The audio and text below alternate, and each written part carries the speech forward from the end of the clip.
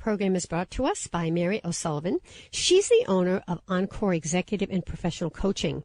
And we're talking about results-based coaching and how it can help you reduce stress, save you time and money, and improve your health and well-being. Welcome, Mary. Thank you, Patricia. It's really exciting to be here. Fun to have you on. Thank you. All right. So I guess my first question to you, because a lot of people ask this question, is, I guess the first one is the basic question of what's the difference between the therapist and the coach and the consultant. We hear coaching a lot. Right. So what's the difference? So that's an excellent question, Patricia. So the biggest difference is, first let me address the consultant and the analyst piece. In coaching, we try, at least solution-based coaching, we don't particularly give advice. We might give a suggestion or a perspective or a recommendation, but we don't tell the person what to do. And that's what consultants and analysts do, pretty much. So we try to bring the person to their own awareness by asking what's called suggestive inquiry questions and help them. So they come up with the answers. They come up with the answers themselves. And what's the benefit of that? Why do you think that's so important, rather than just telling them, look, this is what you should do? Right. Well, actually, I have had a lot of clients say, well, I'm here because I want you to tell me what to do. Yeah. My answer always is that if I tell you what to do, then I own the solution. If you figure it out on your own, then you own the solution. And if people own the solution, they're more likely to act upon it. Because what happens if the person fails? So, you know what? I came and I did what you told me and it didn't work, so I'm not going to try that again. You see the difference? I do. So how does someone know if they need a life coach? Because, again, they're going to want to have somebody guide them rather than tell them what to do if they're going to a coach. Right. So if you're ready for a coach, I'm going to go to what I believe in as the basis of my coaching business. And I believe truly that people are capable of being creative, innovative, and proactive when they allow themselves to be open to new thinking and new possibilities. So if a person is ready to make some change, I can help them with that change. Okay, I just want to stop there because I think that's the operative word. I think you're saying open, ready, creative. There are people that don't want that. Exactly. And they also, that's why they want you to tell them what to do, because, you know, they're not so much there to be creative. And sometimes people are burned out and down. Absolutely, absolutely. And so I try to help them build their confidence. So what we do is we look upon past successes. So if you find yourself in a bind, I ask the person, what have you done in the past in a similar situation that helped you find a solution? Or do you know a person that you admire, or maybe your best friend? How would that person handle it? And you get the juices running a little bit and get them to start thinking creatively. And I know what you're saying about burnout, because we do see a lot of that in coaching. Now, are most of the people who come to you, are these for career? Is this regular life? Is it psychological issues, family issues? Is it more career issues, health issues? That's very interesting that you say that, because a lot of people come in saying, I need to find a new job. So my next question is, well, what do you really want to do?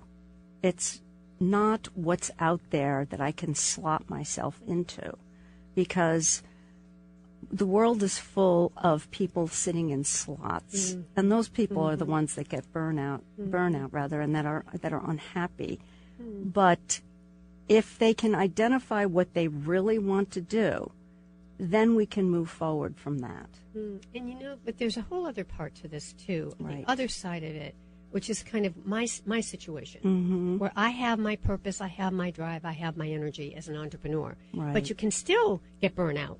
because you're going after what you want, and you hit, you hit the little potholes. You hit in the road. potholes in the road, as we were talking about in the earlier section. Right? Yes. So you hit those. The difference is, for most of us, like myself, who really believes in this and is passionate, we figure out a way. You know, we go around it and we say, okay, yes, that wasn't great. What just happened? How can we change it? So often what happens is that what I find is that people are not taking care of themselves. So we go from burnout in a career or a job. After a couple of sessions, we can get to the root of the issue, which is, I'm not getting any sleep. This is keeping me up at night. I just don't have an appetite, or I don't feel like going out. And so it affects you physically. Now it's starting to affect your body. Exactly, and that affects them mentally and their ability to perform. So whether on the job or anyplace else. So I try to get people to think about what they're doing every single day that affects their mental state and their ability to perform. And when you work with people, Mary, how long is this? Is this usually once a week? And how long does this span? Well, sometimes we do work once a week. I prefer every other week. That gives people enough time to really work on some sticky problems or get some things accomplished. Maybe they'll have a list of things they need to do, but they can't do them in 1 week. So I like to have people come every other week. I'm starting a new program now with 8 sessions.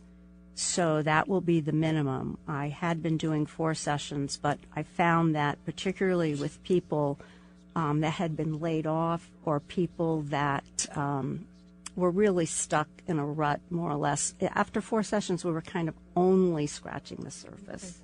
Folks, we'd love you to call in if you have any issues similar to what Mary's talking about. Now, we're talking a lot about work. It doesn't have to be work. Right. But if you've kind of hit that stuck place where you're motivated, but you're burned out, and you're not sure what's going on next.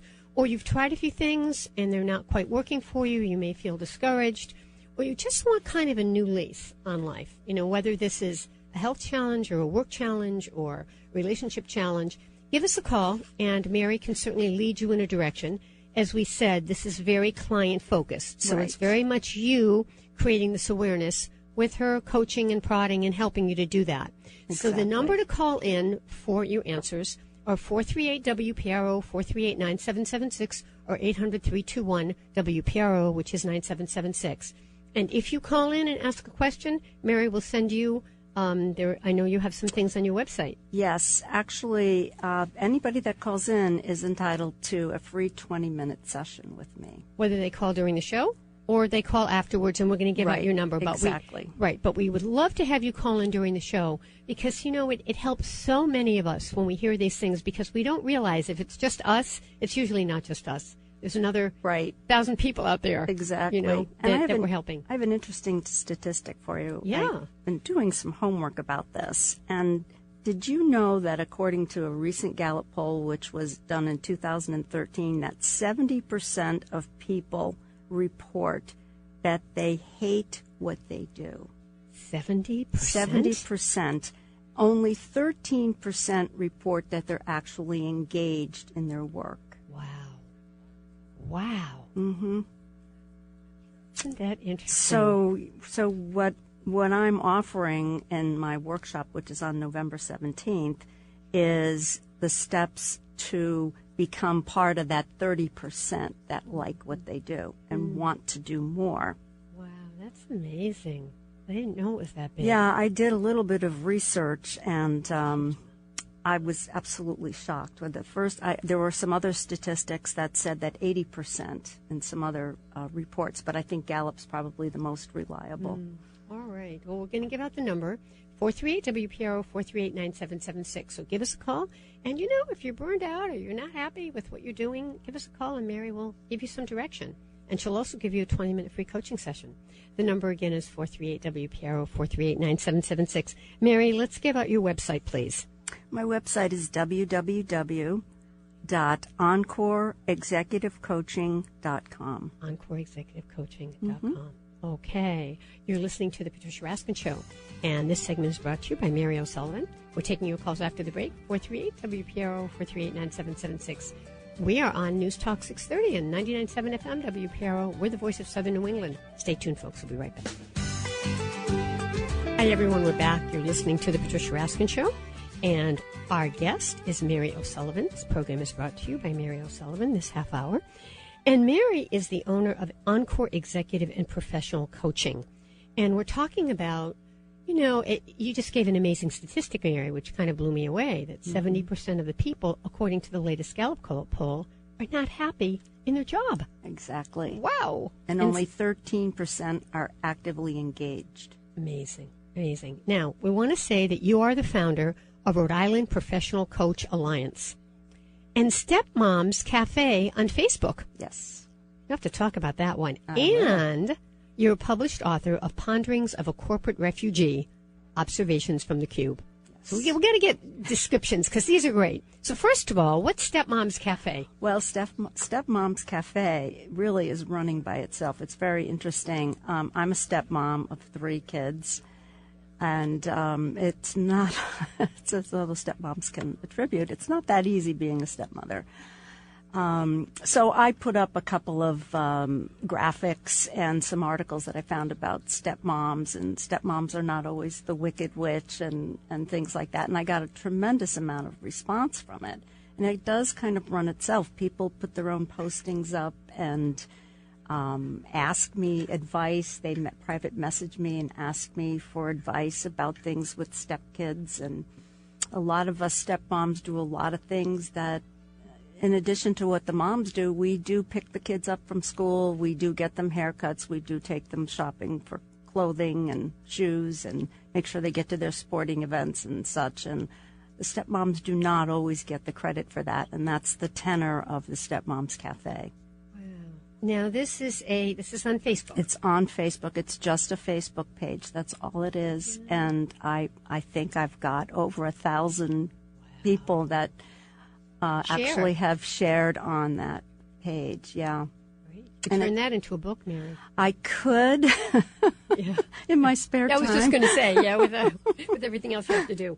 All right, now let's talk about this next one. You're the published author of Ponderings of a Corporate Refugee, Observations from the Cube. What does that mean? Well, I spent a lot of years working in corporate America, over 30 years. In fact, coaching's my 4th career. I did a lot of things before that. But when I was getting my master's degree, the type of program that it was that all of the theory that we learned had to be applied to your workplace. So I created these stories, and I had to change a lot of names and things, about things that happened at work. And, of course, I sat in a cube, and it was on a main hallway. And evidently people think that people that sit in the cubes are deaf because the conversations that we heard going by were just unbelievable. So we could observe a lot of things from sitting in a little unknown cubicle, sort of being so that's what you were slot. Really yes, that we were all slots. So, having said all of that, what are some things that you'd like to tell our listeners about how can they be happier at work? How can they be more balanced and happy? Well, I was just talking about that a little bit earlier with your next guest, and one of the things we were chatting about was that when you're at work, the company does spend a lot of time and money investing in you, whether you realize it or not. Particularly big companies, have big budgets for training and for travel and things like that. So if you get any kind of an assignment that requires special training, for instance, I became a certified Six Sigma expert, and I'm able to use a lot of the Six Sigma tenets in my coaching. Because we start with a burning platform. What is your burning issue? And that is the first part of Six Sigma. I also became a contract negotiation specialist. I was sent for training for that. And I do have clients that have come in that have asked me to give some advice outside of coaching on contracts. And I always have to say, you need to really see a lawyer, but this has been my experience. So because I was able to learn so much in my company, even though I knew it was time to go, I was able to take those things with me and apply them in other ways. And what I say to people